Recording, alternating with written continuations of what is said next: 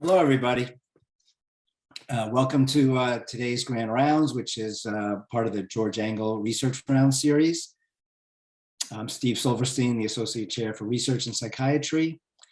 And today we have a very interesting presentation called Promoting Social Connection Among Latino and Older Adult Caregivers, Pilot Studies from the Rochester Roybal Center for Social Ties and Aging Research. Note the slight change in title. And our presenters are C.Silva and A.Gallegos, who are psychologists and assistant professors here in the Department of Psychiatry. Before we get started, though, I'd like to mention a few things. One is, as always, everybody's camera and microphone is turned off during the presentation. Second, the chat function is really to be used only by the panelists themselves. And so please don't send any messages in the chat. We hope people have questions for the Q&A section at the end. And make sure you put all questions in that Q&A box in the bottom right of your screen. When the presentation ends, I'll read the questions in the order they were received to the presenters. And hopefully we can get through all of them. The other thing is it's important that we get feedback from as many people as possible on the presentation. And so near the end of the session, a link will be posted in the chat box with that can take you to the evaluation form. There'll also be a slide with that link, and then tomorrow an email will be sent out also with that link. I also wanted to mention that our 75th anniversary series of presentations and panel discussions is continuing on Tuesday of next week at 6 to 7. It's it's actually in the chat box. There's a discussion of it. It'll be an overview of biopsychosocial innovations in care. So if you're interested in that, the registration link is currently in the chat, and there's also information about the full webinar series there. Okay, so without any further delays, let me introduce Dr. Silva and Gallegos, who will be presenting on promoting social connection in older Latino caregivers. Thank you, Steve.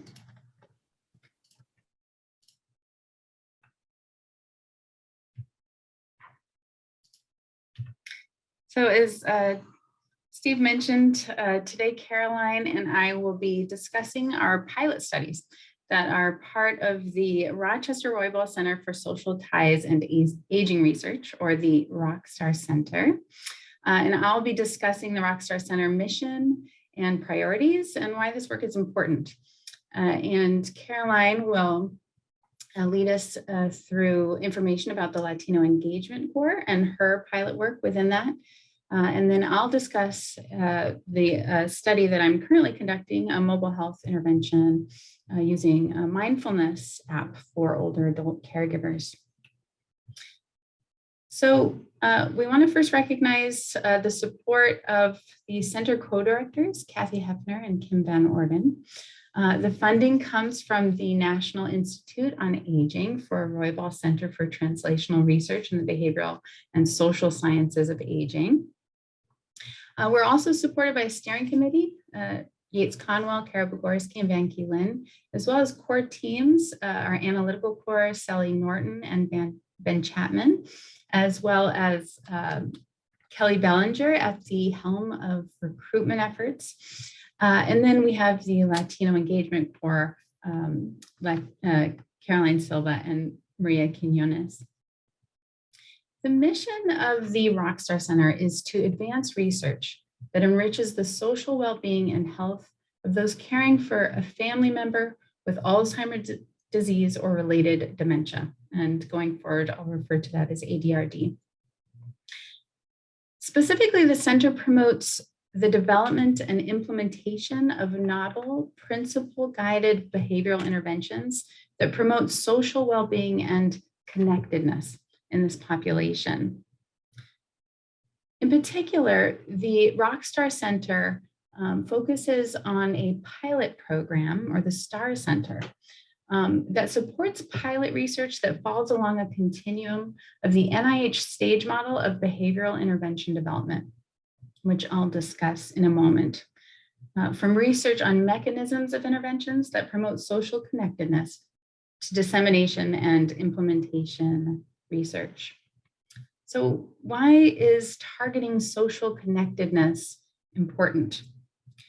Feeling alone or loneliness and being alone or lack of social ties are among the most robust known risk factors for poor health and accelerated aging and mortality. For older adult caregivers and ADRD caregivers, providing such care can be a benefit and can be a buffer and contribute to meaning and a sense of purpose. But it also comes with experiences of social disconnection, including social isolation, lack of social support, and feelings of loneliness that are common in this population and put older adult caregivers at risk of poor health, including increased inflammation, cardiovascular disease, depression, and premature mortality. The center uses this model developed by Dr. Holt Lundstedt and applies it to the caregiver context. And this model demonstrates how health implications of social connection are connected to structure, function, and quality. So the higher the social connection, the lower the risk of health risk. And conversely, lower instances of social connection confer higher risk for health. And in the caregiver context, first, social isolation refers to characteristics of social ties and networks that are essentially insufficient for health. So that might be infrequent visits or calls from friends and family.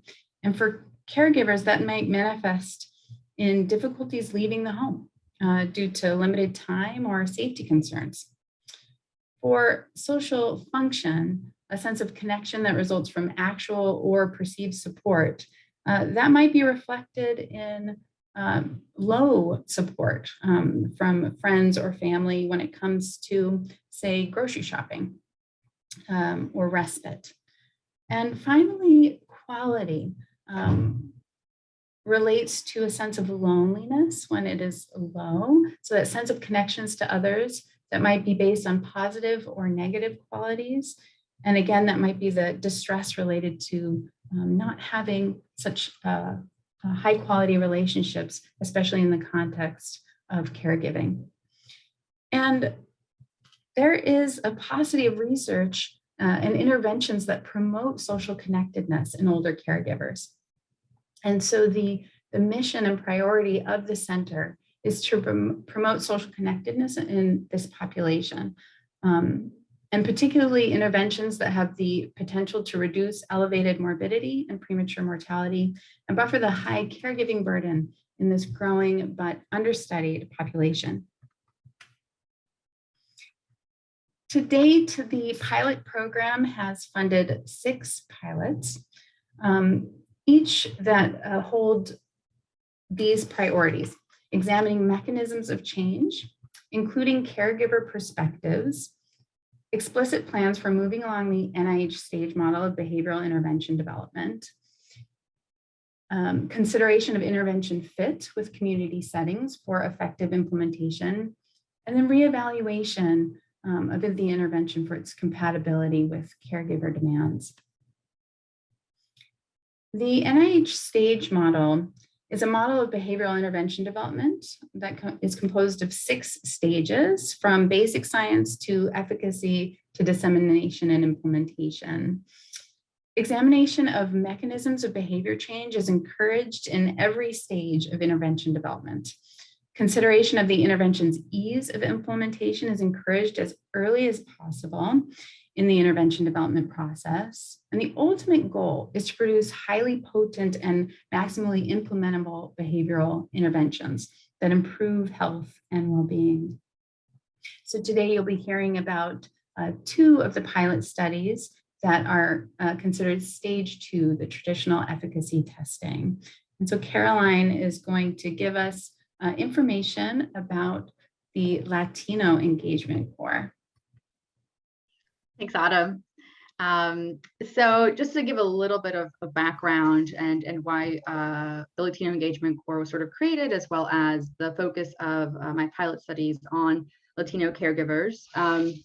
So among the US population, approximately a fifth of both non-Hispanic white and African-American populations. Oh, sorry, we can stay back on the first slide and I'll say the next slide.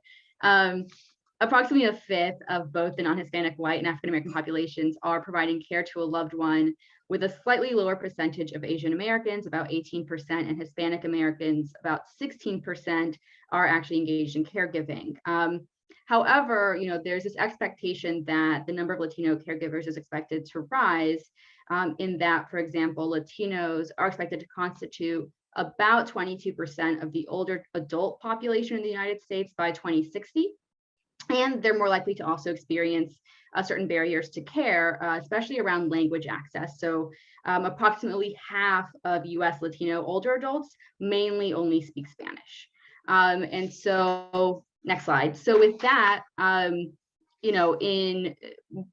the second year of the Roybal Center, we talked about creating a Hispanic Latino engagement subcore, with the focus of really trying to address this increasing public health problem of caregiving stress and loneliness among Hispanic Latino caregivers, and in so doing fully help to reduce health disparities, and also increasing access to care for Latino caregivers.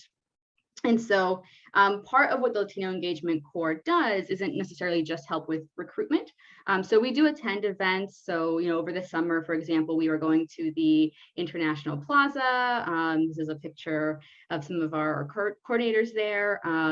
But we also try to provide educational opportunities. So we're starting an educational series through Ibero, which is one of our community agency partners. We've done talks in other locations, especially Centro de Oro at Ibero, which is a senior center for older adult Latinos. And so the engagement core is really focused on community outreach, especially locally, as well as sort of helping with connecting folks to the research that we're doing, because it's really important to get perspective from our community members. So next slide. So when it comes to Hispanic Latino caregivers, just to give a little bit of background on the population, they tend to be younger than other racial or ethnic groups of caregivers. So for example, the average age tends to be around 43 years of age when we start caring for a loved one, as opposed to around 69 years of age among other groups, especially non-Hispanic whites. Part of this is linked to the fact that Hispanic Latinos tend to develop ADRD about 6 to 7 years earlier than other populations, and so caregivers also tend to be younger. Next point. Hispanic Latino caregivers also tend to be typically married, living with a partner, and as well as more often also have children living in the home. And then we can go to the next point. And sorry, the next one. One thing that's a little bit different though is that they're also more likely they have lower household incomes on average and education than their peers. And then if you go to the next point. And then we're also more typically caring for a parent or parent-in-law or a grandparent over the age of 66 than other groups. And then we're also typically working full-time while providing care. So there's a lot often going on, and this first point will show, one of the main differences with the Latino caregiving population is that we're more likely to provide home-based family caregiving than our white and Black counterparts. And so we are the least likely to use respite care. So the example here is something like about 44% of Latinos do home-based caregiving, as opposed to 34% of African Americans and 25% of non-Hispanic whites. We also tend to have a little bit higher prevalence of a higher caregiver burden, whether that's both physical, financial, emotional, tend to spend more hours in caregiving related activities on a daily basis, as well as be engaged in caregiving for a longer period of time, which is on average about 4 years for a Hispanic Latino caregiver. Latino caregivers tend to report more depression than their white counterparts.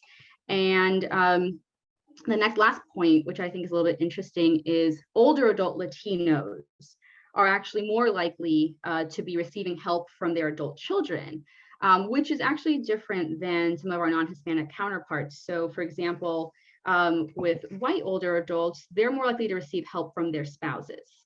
Whereas with African-American counterparts, their older adults are more likely to receive help from a non-family member. And so even just what this looks like is a little bit different. But one thing that I think we're talking about, like all of these differences, but one of the differences that's also often reported but overlooked is that Latino caregivers tend to more likely report that providing care gives them a sense of purpose and meaning in their life than their non-Hispanic counterparts. Next slide. So when we were developing the Latino Engagement Core and then the pilot studies, part of the purpose was really to try to extend what the Rockstar Center was doing and some of their foundational interventions that they were developing in year one with a Latino population. And so we looked in the literature to see, what programs for caregivers, especially Latino caregivers, were already out there. And there were really only either health literacy focused programs or resources for enhancing Alzheimer's caregiver health. REACH has been adapted for Latinos. However, the REACH intervention, it's a multi-component caregiver intervention to address each client's individual's needs. And it has been shown to improve quality of life, but it's not necessarily focused on social connection and loneliness. And so there was really not anything out there. And so looking at the year one interventions that had been developed as part of the Rockstar Center, we focused primarily on Connect for Caregivers and Social Engage, which I'll call Engage Coaching. Connect for Caregivers is a one-session psychoeducational intervention that kind of is consisting of 3 components. First, it provides psychoeducational materials on the importance of connectedness for health and well-being. Then participants engage in a card sort prioritization tool, which helps them sort of systemize and routinize the process of identifying and prioritizing barriers to connectedness. And then the third component is that Connect for Caregivers provides personalized resources to address some of those identified barriers and targets. Engage psychotherapy or Engage coaching is a little bit more involved. And so Engage coaching in this case is an 8-session intervention where you work with a study coach and you focus on increasing your social connections and social supports over the course of that time using very structured goal setting and action planning, and then addressing barriers and using barrier strategies as they come up. And so part of what we were intending to look at was, do these interventions need to be culturally adapted for Latinos? Are there different things, different barriers that pop up that will need to be addressed? And then also, can we provide these interventions, in both English and Spanish and make them available in both of those languages? So next slide.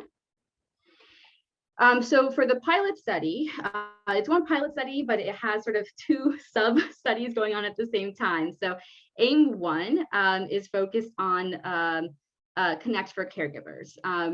But instead of necessarily jumping ahead and trying to adapt Connect for Caregivers, our main goal was just to start with conducting qualitative interviews with 25 Hispanic Latino caregivers to really get a sense of what is social connection for them, what have been barriers, what things help them not feel lonely while they're caregiving, what things actually do contribute to loneliness, and are there any cultural barriers that kind of come up and that relate, with the idea that these interviews would help us adapt the existing Connect for Caregivers if needed. And then our second our second piece of the pilot study that we're doing, which are aims 2 to 4, was testing out the feasibility of engaged coaching with approximately 10 Hispanic Latino caregivers. And this is a single arm feasibility implementation of engage. And we're just trying to see, are they willing and able to complete engage coaching? What are the specific needs that need to be addressed and the best strategies to address those needs? And then with aim 4, looking at hopefully, some of the actual efficacy potentially of engage, and if there are changes in social connectedness amongst those caregivers during the course of the intervention. One thing that I'll mention here, as you may have noticed, I keep using the terms Hispanic and Latino a little bit interchangeably. And that's because, our participants identify in multiple ways, but anyone could, both of these interventions are provided in English and Spanish. So whether somebody is bilingual, speak English or Spanish, they're included. And then the other thing to mention, none of our participants identified as Latinx, which is why I'm not using that term when in this presentation, but just want to put that disclaimer in there. So next slide. So we had sort of a little bit different inclusion criteria over the course of our study. Initially, our age, is why it's highlighted in yellow, was older, but we were having a really hard time recruiting participants. And, this makes sense when, from the first slide, we talked about the fact that Latino caregivers tend to be younger. So we were able to request that the age range for inclusion into our study be lowered to 40. And then, with aim 1, which is the Connect for Caregivers qualitative interviews, you just have to be a Hispanic Latino caregiver, a primary caregiver, either a current caregiver or previous caregiver aged 40 or older for a loved one with ADRD. I'll also mention that our inclusion criteria used to be that someone had to be a family member of someone with ADRD and they're providing care for that family member.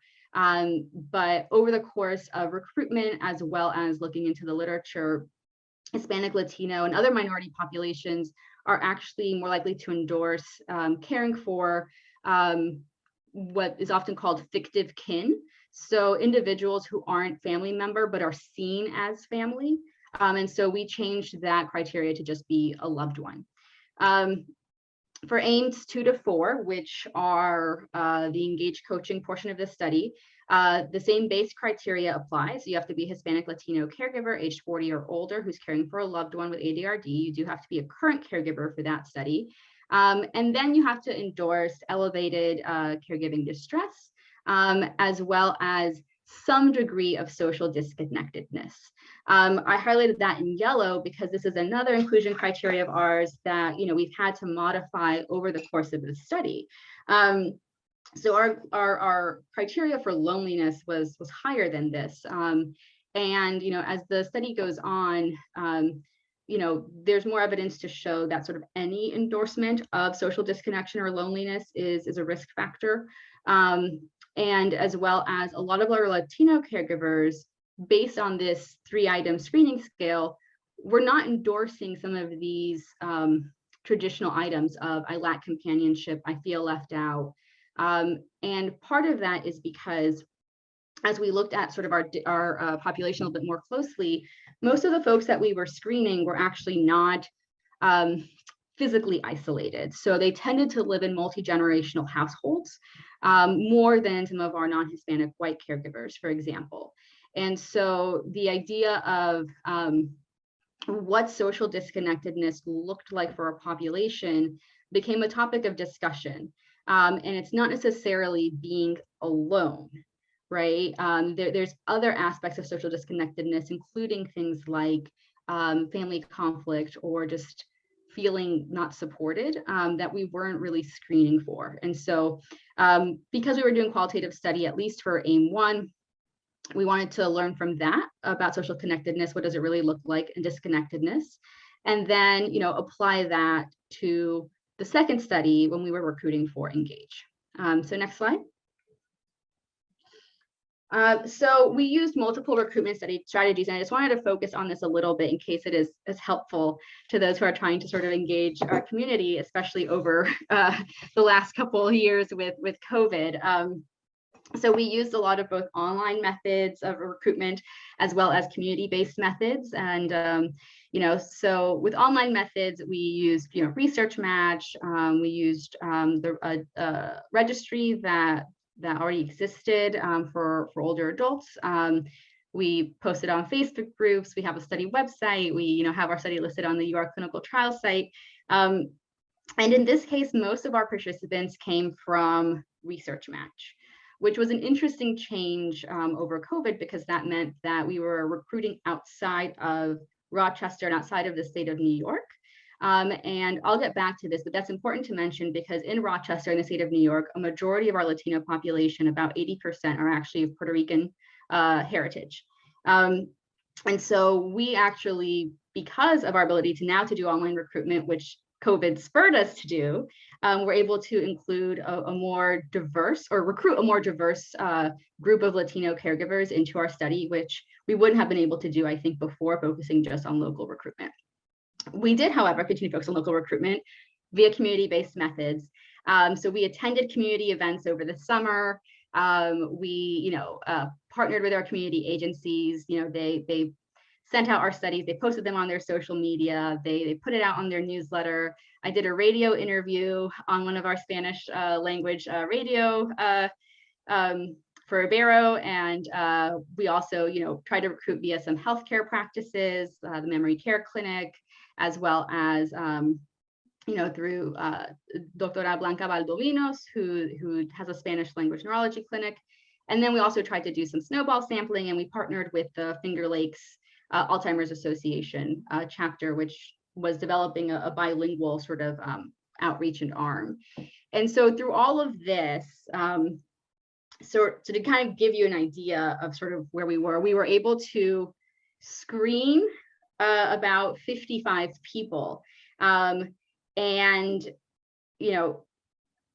then to recruit where we are now, which is about 20, right? So I kind of just wanted to break down those numbers a little bit to give an idea. So of those 55, only 20 were eligible and enrolled. Only like 12% were actually not eligible. So most of the people who were contacting us or who were being referred to us were eligible. But a large majority of the folks that we were not able to enroll into our study were actually lost to contact. So about 36%. So when I mean that, I mean they expressed some interest. We try to call them back, email them back within 24 to 48 hours. We have a policy of only trying to reach people like via voicemail like 3 times so that we're not harassing them. People's phones would be disconnected. And so we just never heard back. About 10% of these individuals were screened but chose not to enroll even though they were eligible. And this was due to time constraints, primarily because the study between screening, baseline, the qualitative interview, we were talking something like, easily 2 hours and sometimes, more than one sitting. And, for some people who are caregiving, and if you think about population, they're doing it full time, they just didn't have that type of time. So just to kind of give an idea, overall though, about between online and community-based methods, about 78% of our recruitment, the individuals that we screened, came from the online methods. And I think this isn't surprising considering, COVID over the last couple of years. And then 74% of people that we screened were English speakers, although almost all of them were bilingual.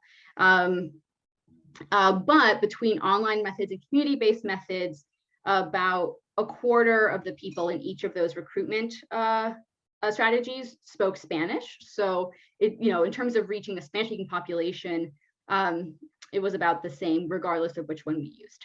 So next slide. And so I'm just going to go through this a little bit quickly just to keep an eye on the time. So for our first aim, which is connect, and this is just currently where we are. So we're at currently N of 20 out of 25. So Majority of the caregivers who enrolled in our study are female. The average age is about 55, and they've been caring for the loved one for about 0 to 4 years. Educationally, most of them have finished, have an associate's degree or actually a bachelor's. And then most of them, they're either working, full-time or part-time, or they're on disability or unemployed at the moment, and caregiving is like the primary thing of what they do. For race and ethnicity, so a majority of our caregivers are white Hispanics, although we did have some diversity in there with individuals identifying as multiracial or Black, so Afro-Latino. And then this, I just wanted to point out with the Latino origin, because I think of our online recruitment, we were able to get individuals from a variety of Latino heritage, not just Puerto Rico, which is helpful in understanding people's different experiences, especially because people live in different parts of the country. So we had some people participate from Texas, from Florida, from California, and here in Rochester. And some of the barriers that come up are similar and some are different. And next slide. I'm not going to spend too much time on these. These are just quotes. And I know it's, give me 1 second. Sorry. And it's a lot to read, but really just starting to look at some of our qualitative interviews. Some of the main things that came up have to do around language access. So even if most of our caregivers are bilingual, oftentimes the person that they're caring for is not, especially when it's a parent. And so this is a topic that came up a lot as a major barrier. Next slide. And then the importance of like family and familism came up a lot in terms of providing home-based care. One of the quotes that stood out to me, for example, the second one, culturally, Hispanic people do that. They take care of their families. And usually society says, put them in a home, in a nursing home, but we can't do that. And this person said, I couldn't live with the guilt if I put them in there. And so that theme has been coming up a lot. And then next slide.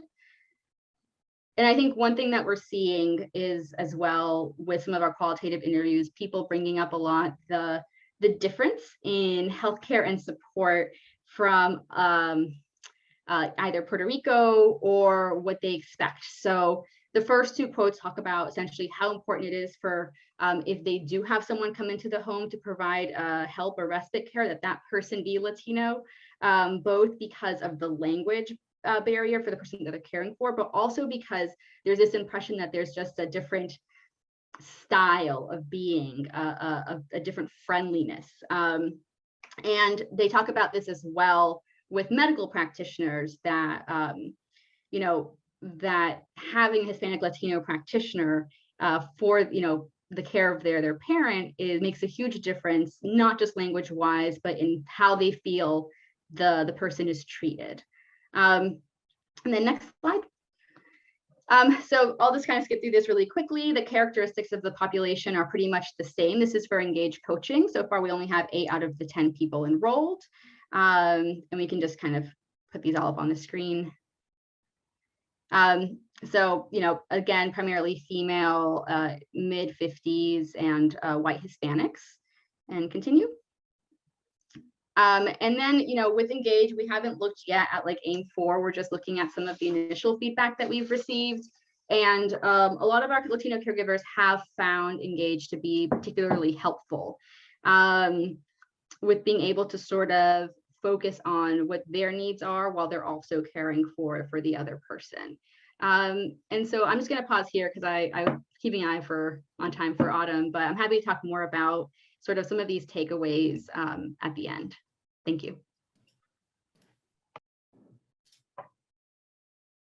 Thanks, Caroline. I designed a mobile health mindfulness training for the pilot that I'm currently running to reduce social isolation and feelings of loneliness in this population, with a purpose to provide initial evidence of the role of mindfulness training in improving social disconnectedness, again, that social isolation and feelings of loneliness in this population. And so this study, this pilot RCT, is examining acceptability and efficacy for this training, specifically the mobile health mindfulness app Headspace as our active intervention, and then our control is a breathing app. And they're doing this for 14 consecutive days.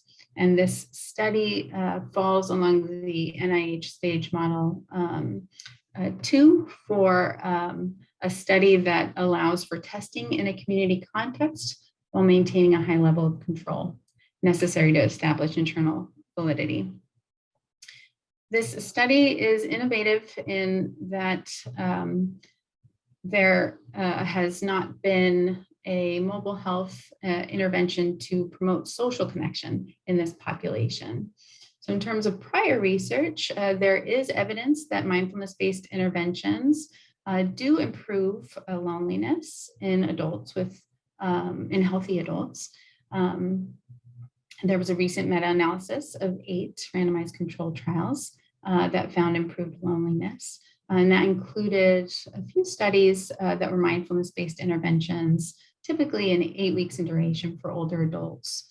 And then in terms of a mobile health intervention, there was a recent study that found efficacy in a 14-day mindfulness training that reduced loneliness and increased social contact among highly distressed adults.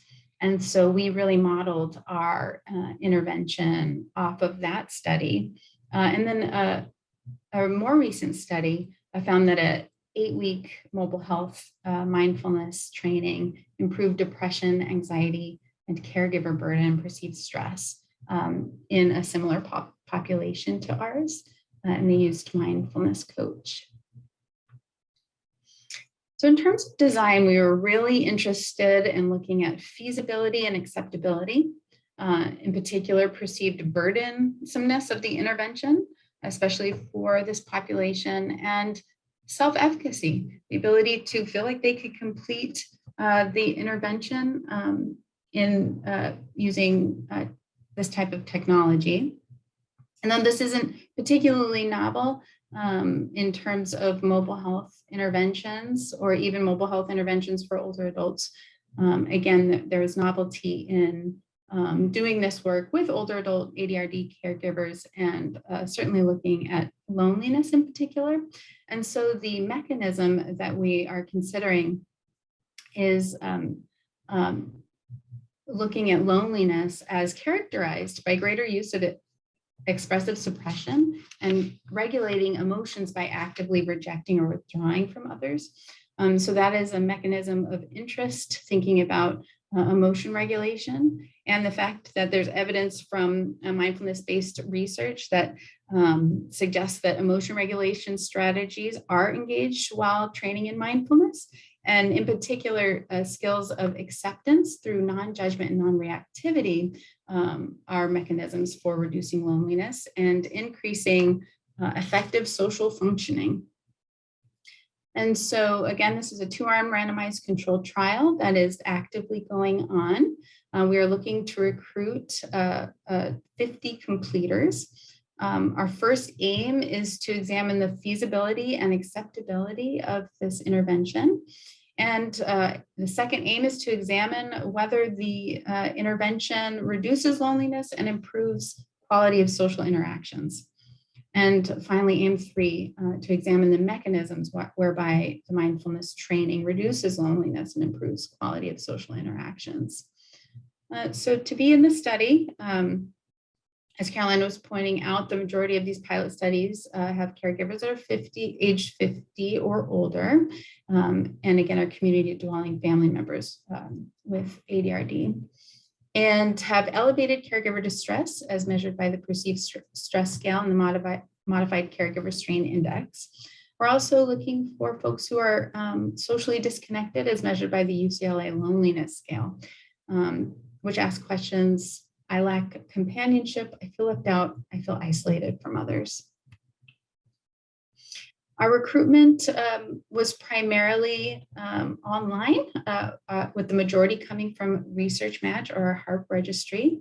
And we were also looking into local healthcare practices and using UR clinical trials. But this, using Research Match and the fact that this was done exclusively using an app and using REDCap for our assessments, we were able to get a national sample. And this was particularly meaningful and important to do because we've done this study exclusively during COVID. And so folks get both pre and post intervention measures, looking at social connectedness, caregiving and caregiver burden, as well as health and well-being. And I look at mindfulness measure, the 5-facet mindfulness questionnaire, emotion regulation, specifically difficulties in emotion regulation scale, and self-compassion as well. So the intervention group receives 14 days of 10 minutes a day of guided mindfulness meditation. On Headspace, you go through a basics course, and then I have them do 2 sessions of reframing loneliness and 2 sessions of kindness. And then there's in-app use data that we're able to collect. And the control group is a Breathe app in which they follow a globe that expands and contracts to have them breathe at a particular rate that helps induce relaxation. So it's matched for dose, but there's no teaching of mindfulness meditation skills. So to date, we've assessed 132 folks for eligibility and have enrolled 51 people, 21 of whom were allocated to the Headspace intervention and 30 that were allocated to the control. And so we have currently 3 active people in our Headspace study and 2 in the control. And we have 15 completers in our Headspace study and 27 in our control. And so that's just some initial recruitment data for you to show that people are able to engage in the intervention and to complete it. Really with, we certainly provide support in terms of downloading the app and using it, but both apps are pretty user-friendly, and so we really haven't run into a lot of issues around being able to use the app. And so I am collecting data also on more questions around feasibility and acceptability in terms of people's assessment of the intervention itself and the user guides that we provided to help them with downloading and using the app. So since the study is ongoing, I look forward to being able to discuss the results in the future. But I wanted to end with some of the more informal feedback that we've been getting and a couple quotes that I thought were particularly interesting. One person said, "I had a hard time finding time. There were some days I couldn't find 5 minutes to myself, but I did end up doing the app with my husband. I eventually just got so frustrated, I told him to sit down and we did it together, and that was good." Another person said, "I found it very helpful and actually continue to use it. I don't use it every day. I use it periodically, like maybe 4 to 5 times a week. The techniques I learned were actually very helpful. I had oral surgery and decided not to use the anesthetic, but instead use the breathing and mindfulness techniques." I've mentioned the app Headspace to a number of people as well.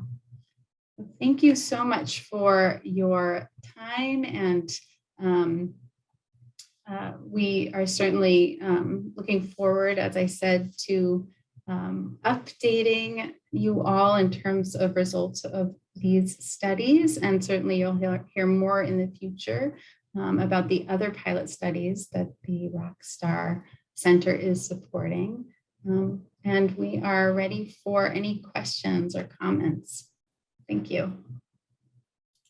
All right, well, thank you both for a very interesting presentation.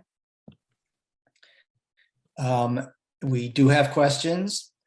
So I'll get right to it. The first question is, first a comment. This was a very informative presentation, exclamation point.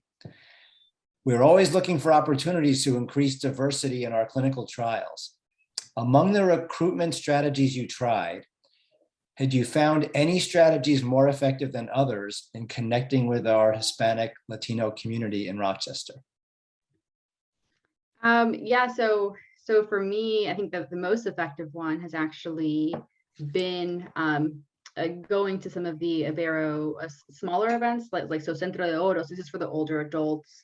This is their senior center, but we went and we just did a presentation there. It wasn't necessarily, the main idea wasn't focused to just recruit, but we're going to come in here and provide some information on caregiving and education or depression and stress, right?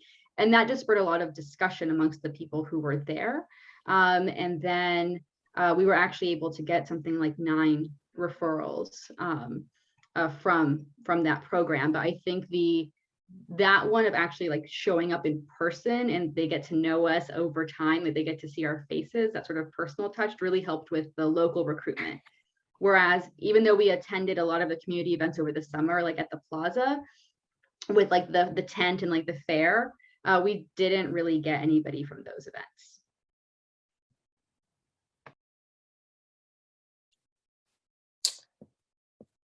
Okay, well, thank you. So as of now, there are no other open questions, but we do have a few extra minutes. So was there anything either of you wanted to elaborate on that you had to leave out of your talk?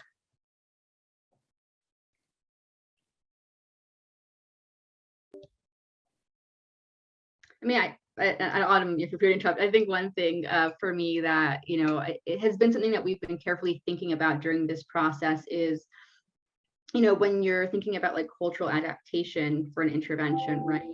And, the question for us often comes up with well, does it even need to be adapted, right? And so that's why we started with the qualitative interviews, because we don't want to make the assumption that it's going to be the same, but also we don't want to make the assumption that it's going to be different. And so that's where we are with our process. It's sort of taking a step back. And I want to encourage people who, even if you're thinking, oh, this intervention exists, in English or for caregivers, doesn't necessarily mean that it has to be culturally adapted.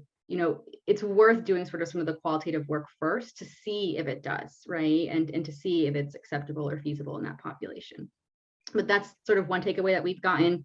And the other one is also, sometimes some of this early work can also be helpful in figuring out if the inclusion criteria, right, that you're thinking about based on if you're adapting, we were adapting existing interventions from year 1, right?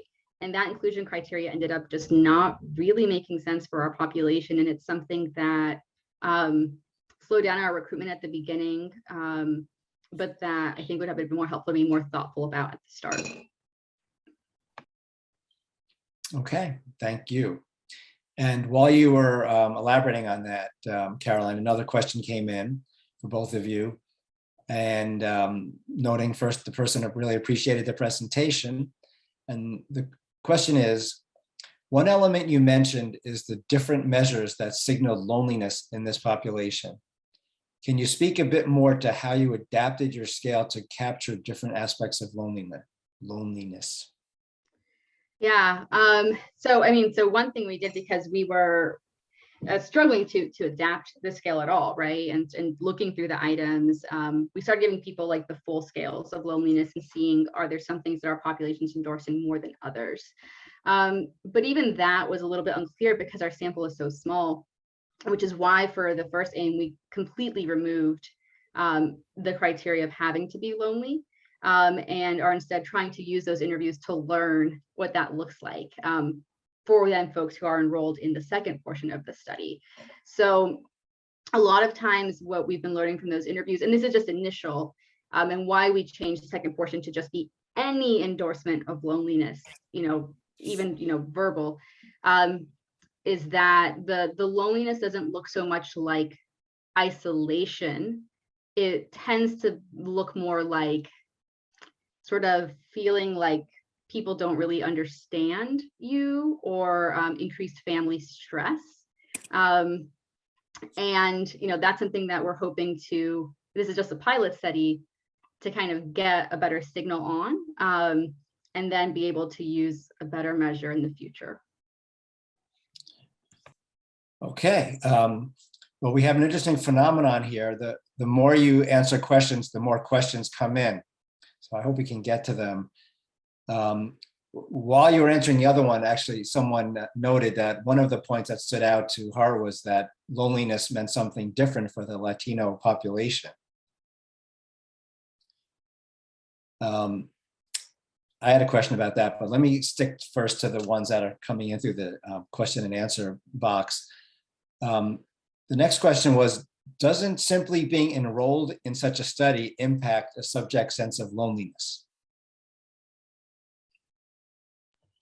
Adam, I'm wondering if you want to take this one too, but I think this applies honestly to both of us.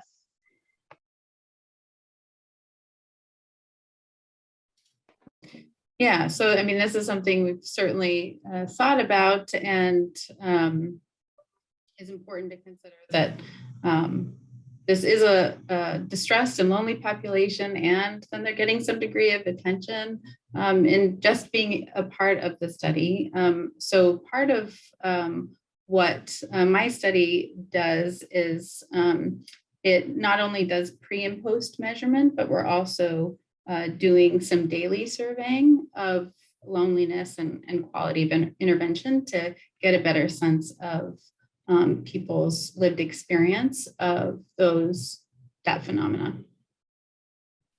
Mm-hmm. And for ours, the next step would be to do, with instead of a single arm trial, right?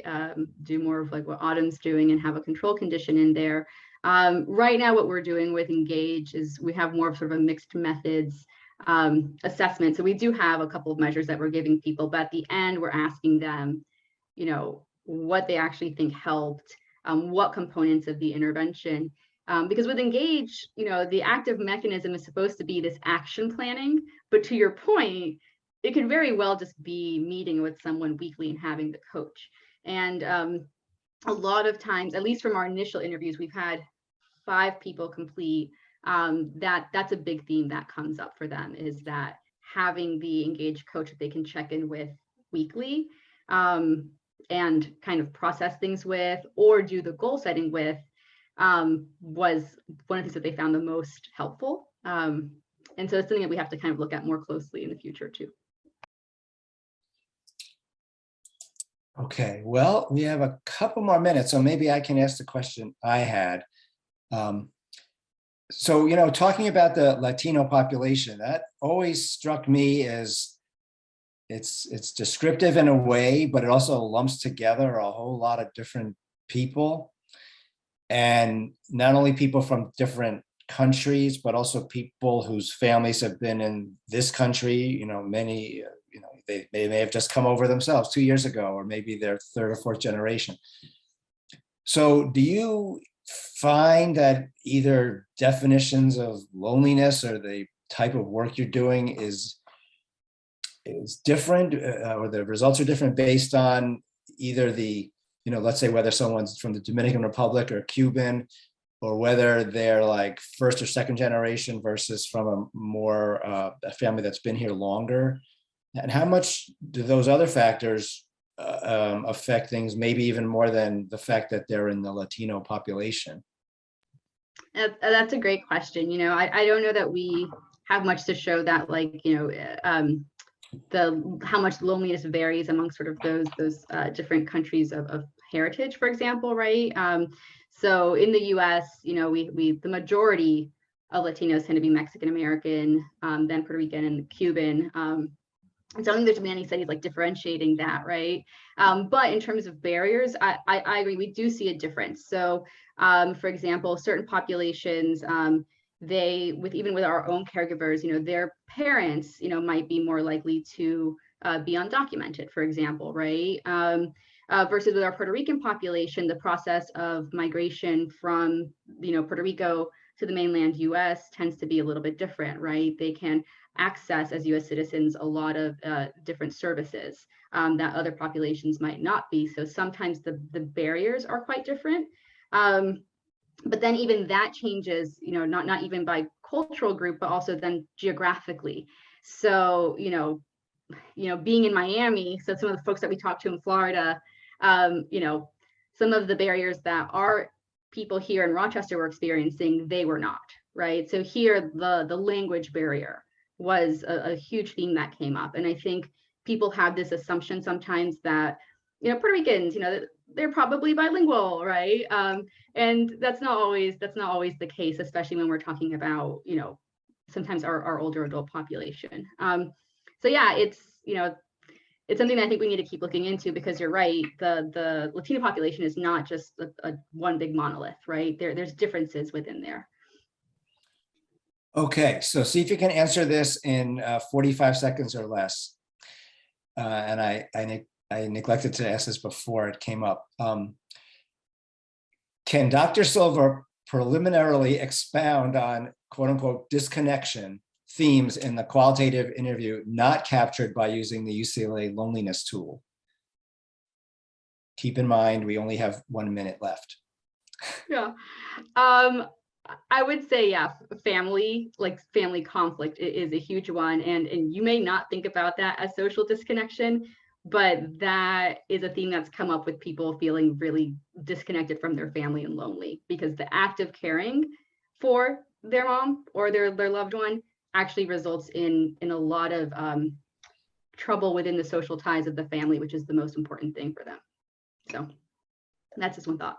Yeah, very good. All right. Well, this was a really interesting presentation, and thank you both. It was unique to have two people give a presentation and to cover all these different aspects of it. And I thought the answers were great, and they were just long enough to answer all the questions we had. So thank you both again. And for everybody here, thank you for coming. Please fill out the evaluation. You can find it in the chat, or you'll get an email tomorrow. That would be very helpful. And again, consider registering for the 75th anniversary presentation and discussion on Tuesday. And I'll see you all next month. Take care, everybody.